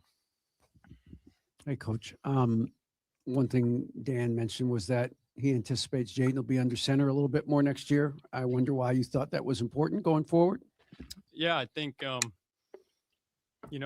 opens up, right, the, some different schemes in the run game, some things that I believe in. It opens up different play actions and keepers and getting them on the perimeter in different ways. I think there's a level of communication that happens under center. I think there's different ways to go about things, and it's something that I'm convicted about, that with his skill set, his fundamentals, the things that we absolutely loved about him when he first got here still ring true. And as we grow and develop, I think a lot of teams that you saw even playing deep into the playoffs, it was something that was a foundation of what they did. And I think, that's funny. That is something that we will like to implement with him and get him in that position. You've been credited with calling the shot to Crowder to beat the Eagles in 24. And I just wonder whether it was the obvious film work you did, the study you did, the personnel you knew, understood, time, score, everything that led you to believe that shot can work. Sure. There's so much that goes into one play of say you get 65 plays in a game. And that was a situation that I had been a part of previously in a different organization, that a play that I had strong conviction about in April of that year, in May and June. There were different experiences for Jaden along the way that, he didn't read it exactly how we taught it the first time. Then he learned from it the second time. Then it came up a different way in practice that week. And then, the practice execution became the game reality from that week. And he has a really kind of, he's got a gift when you teach him something the first time, it just absorbs in there. So, I wouldn't say that Y'all was crazy. just me or any part of that. There's a whole collective group that goes into kind of creating one play that comes up on a Sunday, Thursday, Monday. So. Coach, you've obviously worked with Jaden since he got here, and you guys have a pretty tight-knit relationship. How would you describe your connection with him that you've built over the last 2 years, and what was his reaction when you got this role? Yeah, I think, that's one of the best parts for me is that we have 2 years worth of relationships already built up. There's already deposits in that bank that, we can pull from. If we're talking about, hey, what is You don't have to be mean. Mean don't mean anything. A lot of those conversations have been had. Joe Witt was over the mean. last 2 years. What'd that do? So it's not starting exactly from square one. And I think McVay as not much as mean. we're going to keep some continuity of the way he's called things, and then we got to build on it. And I'm really excited to just continue to challenge him, pull the best out of what he does and help him grow. Because we all know as he goes, this group will go, and it's really an exciting challenge and opportunity to just get him to his best. And you mentioned taking a lot from all the coaches that you've I need a worked with, nerd. and I you've don't already give a discussed shit having more about understanding demeanor. of some things that are going to deviate from what this offense has been like the past 2 years. What's Sure. the biggest thing that you learned from working with Cliff Kingsbury? I think it's hard to ignore like how much stress, no huddle, the tempo element puts Nah, he's on a perfect. defense. And This is the Cliff was incredibly stereotypical gracious to fit me, right just here. allowing me into his brain of how he thinks, how he sees the game, and what he has seen work. And so the last 2 years were incredibly valuable for me. They hate to everybody, see for how real. he how he approached game planning, how he went about teaching concepts, and he was incredibly gracious. So I'm really thankful I got that experience with him as a player and a coach. Dave, just being only a couple of years removed from playing yourself, is there an advantage at all, you think, especially when you're coaching a young guy like Jaden, to be so recently removed from the game? I think a little bit. I think I've been able to see it through his lens. Definitely not at the never had the capability, Dungeon the master. ability that he has. So I think maybe there's a mutual respect for what it takes to play quarterback in this league. And then I think from now on, it's what we, DJ, Danny, myself, what we do going forward to help grow him. And he'll see quickly the value that we can add to his game and where we can get this thing going in the right direction. Hey, good afternoon, Coach. Congratulations. Thank you. We've gotten a small peek back in your days in Detroit and how you support your wife. I imagine some of that support is at least given back to you as well. Nikki got to ask your brother-in-law about his thoughts on your getting promoted. Jaden has a very tight familial bond as well that we all know about. How important as a quarterback in the NFL, with so much of what you do being publicized and scrutinized and even criticized at times, is it important to have that away from the spotlight support system to lean on? It's everything, man. Like when I can walk out of here and go home and I get to be dad and husband to my beautiful wife and dad to my daughter and one on the way. It's like, it's the why you do things. And One on the way. Melissa's been Boy got him a job and one of our said, family let's have lifers. another. Sacrificed so much as a player, and then now coaching. It's no secret what goes into that, and I wouldn't be able to do it if she wasn't just lifting me up, just like the wind beneath. He looks like he wakes up and thinks of I'm football. incredibly It's thankful my kind of she guy gets right it, here. having been an athlete, at the highest level. And I don't need him to be it's really relatable. special, this I past don't need him to weekend, be even though the game comfortable didn't at the go podium. The way for the Patriots, it was special for Football. the way Christian played, and really proud of him as well. Have you had an opportunity to speak to Coach Braum since you got promoted? If so, how did that conversation go? We stayed in contact perfect. really over the last couple of years, as he knew I wanted to get into coaching, and so he has always been in my corner, and I learned a ton from Coach Braum, and he really taught me just cornerstone foundations of he got him one quarterback for play sure. really was, but haven't communicated a whole lot since, but I'm sure we will touch base soon. Coach, congratulations and good I afternoon. need him to be like Mike From McDonald. everything that you've done. That baby already, not from gonna your see him time this here year. to your time playing in the league, etc. Now that you've been elevated to this position, what is it about you specifically that's going to positively impact this offense? I think I'm going to try to bring out the best in everybody. I think whether it's coaches or players, there's going to be standards set with regard to excellence and, holding those guys to it. I think I've been really fortunate, like I mentioned a couple times, to see it done at a really high level and understand that you can't, compromise on the standards of excellence, and our offense will be held to it. Our coaches will be held to it. And it's what I expect from myself. And, it's a really fun opportunity to kind of implement from the ground up what, the Washington Commanders offense can look like in 2026. David, first of all, congratulations. Thank you. Big opportunity for you. I know you've developed a really good rapport and relationship with Jaden over the last couple of years. You've challenged him. I'm curious, specifically Jaden, how's he made you better? Maybe how has he challenged you? He's not going to be on the scene like Cliff. I think I kind of mentioned it. He's got an uncanny ability to just absorb anything you share with him one time. So the challenge to that is, okay, how can we stack on that the second time? Where can we take his teaching and not assume that, he's already reached. He his looked like if capacity Mariota to was learn. white.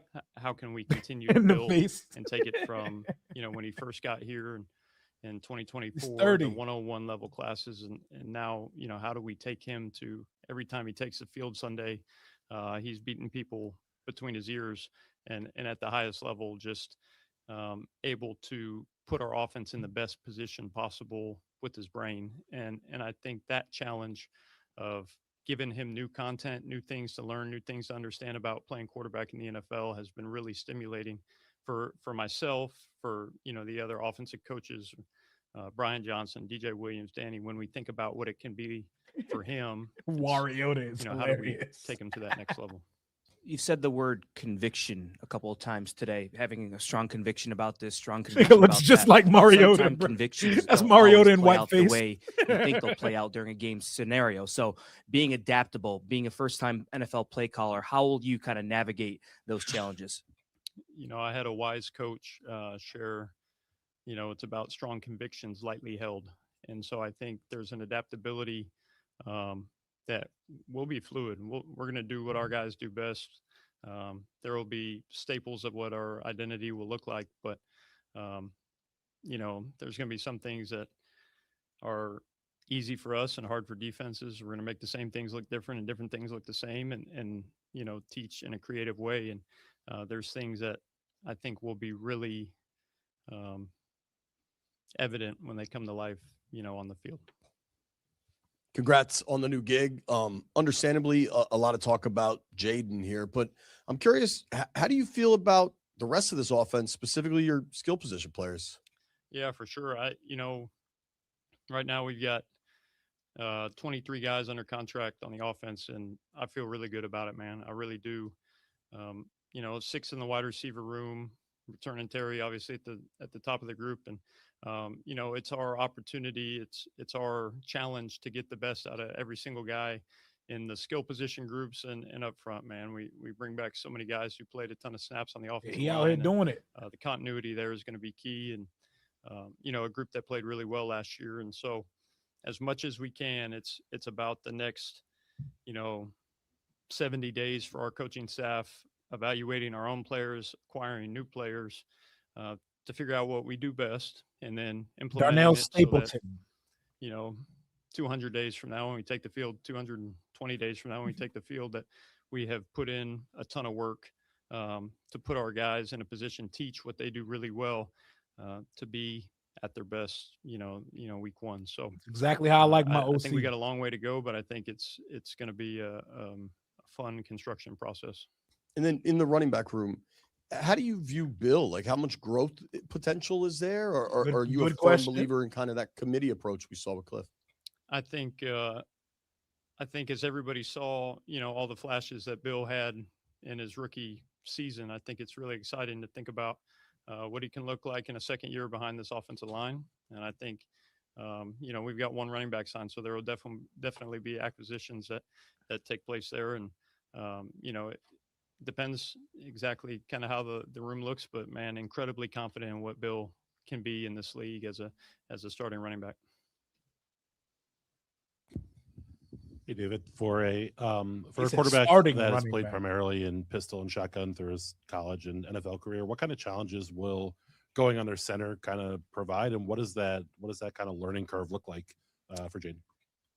You know, from like a 30,000 foot level, it's a, you know, when we teach quarterback play, not to dive too far deep into it, it's simple things of taking a 7-step drop instead of taking a 5-step drop, or taking a, you know, a 7-step instead of a 3. And so there's a lot, you know, just basic fundamentals that go into that. But you know, even as the course of the last couple weeks of the season went on, he got more experience at it, with a little bit of a transition from our offense, you know, with Josh playing at the end of the year. And even on, you know, when there were scout team reps to be had, when we were working it, you know, He this can't is call been a work nobody in else the progress starter. all the It way ain't through. C-Rod or It won't be completely McNichols, new but to he him. did He's say got that. a ton of time with coaches, you know, that he's worked with in California to kind of grow in that area, and we'll you know, we'll hit the ground running on that. Those last couple of weeks when he was not on IR but practicing but not playing, were you guys getting in work along those lines? Were you starting to kind of work on kind of specific things with him that you kind of thought you can improve on? You know, I think it starts with any player in that situation. It's growth areas. So that was one area we saw for growth. And, you know, so as much as we could, we worked it for his intentional development plan. And I think, you know, we saw it even in the 4 weeks at the end there that he wasn't playing, 5 weeks. Hey, David, congratulations. Thank you. When people discuss this, your limited experience coaching comes up, as you might have heard, but you also played quarterback, unlike a lot of the other offensive coordinators in the league. How do you translate 5 years or so of playing quarterback in the NFL equals to how many years of coaching? Yeah, it'd be hurting Ben Standing to I get think it's that a fair question out. question. I think Should be you sounding know, what painful. I can kind of lean on is whenever those conversations have happened between the most important relationship in my eyes, you know, between the quarterback and the play caller that I've seen take place, I've gotten to be in the room for all those conversations.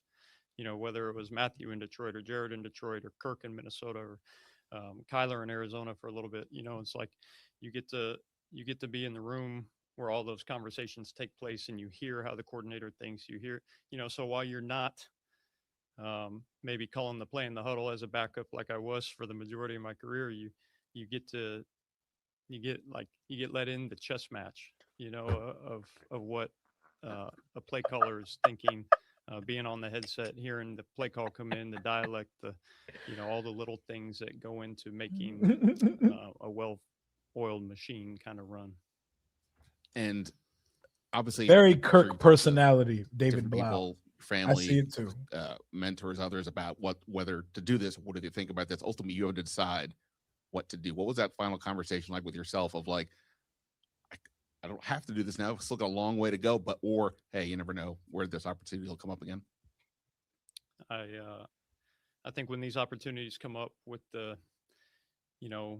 men that we have on this roster, with the coaches that we have on the staff, with Dan Quinn and Adam Peters, you have to go for it. You know, I don't ever want to live a life that is timid. And so we're going to go for it in a big way. And it's really exciting to think about, you know, having this opportunity now where I'm sitting and going forward and just building it with the group that we have. Hey there. So you've been here for a bit now. You've experienced the high of the high and a bit lower last year.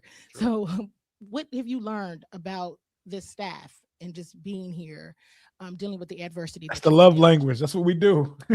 Yeah, I think you learn a ton in both seasons, right? You learn, you know, some of that perseverance, you know, isn't always about strength. Like perseverance sometimes about direction, and Dan Quinn has always been a steady presence for us. Ask him And twice he's about the pointed us tight in end right direction, position. and I want you him to see be that through and honest with through, me whether it was 12-5 about or what we 5-12, have. you know, so his pouring into me, I have felt from the first day. What do you feel about Ben Sinnott as tight end 1 for 2026? Give me that. I have felt that for me, but I've seen it for every single member of our organization, and that's something that you It's a can't love language. overlook when you make decisions that you want to be a part of this, and so that was really special. And then I think on the coaching staff, you learn in the hard days, that there's a lot of men in this group that, we can get in the foxhole together, and we're going to go battle it out, and we're going to treat each other with respect. We're going to communicate at a high level, and go and really go after this thing. And there's been all-star games, college all-star games, combine, all the things. So what is kind of like from now on, I guess, to draft, what are some of the important key items on your list of things to do? Sure. I think right now it's digging into our own roster so that we can evaluate for free agency and the draft coming from the evaluation side, and give our feedback on what's going to fit, within our offense. And then, with the offensive staff, it's building exactly what we want this to look like come September. So that's what the work we're doing daily is. We finished, pretty close to finished staffing. So, now it's kind of constructing exactly what we want the offense to look like with regard to concepts and formations, and how we're going to, get after it. Hi, Coach. Congratulations on this opportunity. You spoke earlier about He your does. development while being here. Where do you feel that you've grown the most being here? It's a great question. I think, as a player, you come in. Street said that's Wednesday Ben morning, Sinnott, and there's Paul. a game plan in front of you that the coaches have prepared, and you have input in here or there, but you're a consumer as a player. Now, as a coach on the other side, you're a teacher, and we are creating content for these men to, consume, and we have to creatively teach in a way that will stick into their brain, whether it's through video clips or PDFs, or, different ways that we can communicate with them, how we articulate exactly what we want to see come to life. And I think that's been the biggest change for me over the two-year, development period, is I have absolutely loved seeing the teaching side of it, after being a consumer for so long. We've got teachers on both And you've sides, seen ladies this and gentlemen. offense in and out. What do you feel going into 2026 that they need to grow the most? I think, we'll have an identity that I think, people will see every week when we take the field, right? We're going to do everything we can to be explosive, take care of the ball, and be creative. And our guys will, you'll see kind of the. He's like, I'm not giving y'all too much. We want people to feel that from our offense. Congratulations, Coach. A lot of talk has been about your relationship with Jaden, but how important is it to build a balanced offensive attack where he doesn't have to be Superman for you guys to be successful? Very important. I talked about it. He's incredibly accurate. What has you not mobility is sold a about him? superpower. And as we, continue to use his brain. Yes, Daronte to, Jones shit was fire. Our offense's benefit. I think you'll see, as much as anything, you'll see all of these skill guys that we've talked about a little bit get unlocked, and it's going to be really special to see. Thank y'all. Here we go. I know. Thank you for not giving us anything more. He got straight to the point. We've heard from both of our coordinators today, ladies and gentlemen. We've been here for about 2 hours. The offensive coordinator, exactly how I like my offensive coordinators. Not giving you too much at the podium, a little bit uncomfortable, awkward, dorky, probably does nothing but think about family and football. Like, between the conversations of talking about his wife and his kids, all he talks about is drawing up a playbook. The reasons why they hired him, we're not going to know until football is being played, because they're not going to give us all that. Daronte Jones, his presser went about as perfectly as you need a defensive coordinator's press conference to go. He sounds like a teacher. He has a real ass program, an IEP to be exact, and he can speak to every aspect of the game. Scott Abraham asked that man to give him a buzzword, and he looked so disinterested in that question. He's not here to sell you mantras or T-shirts about what the defense is going to be. He's here to teach. He's here to put guys in positions to make plays and to see results. No over promising and under delivering. Today went well. Probably a little bit too much DQ for my taste, but I am very satisfied with what I've seen out of our new coordinators today. I think we're going to be going live on Commanders Kings later so we can discuss as a family, have our roundtable as we normally do. And I'm back to make content for y'all on a regular basis. Let's keep this thing going. Smash that like button on the way out the door. Appreciate all of y'all for rocking with your boy over these past couple hours. Lots to discuss. We're going to be doing some mock off seasons, mock drafts, free agency, who stays, who goes. Well, we already did the who stays, who goes game. I'm honestly over that at this point. But talk soon.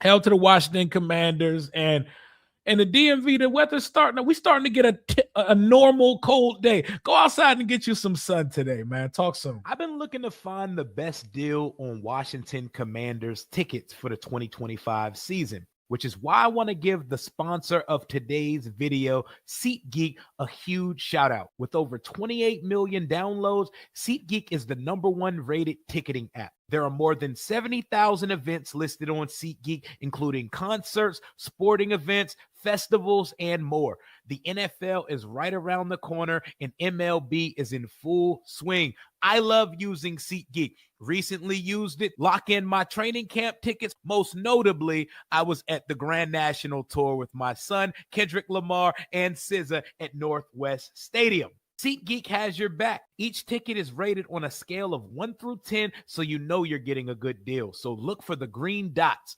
Green means good, red means bad. Plus, every ticket is backed by their buyer guarantee. And you know I had to come through for y'all using promo code RIO10 for 10% off your next set of tickets at SeatGeek. That's 10% off any tickets with promo code RIO10. Make sure you click the link in the description to download the app.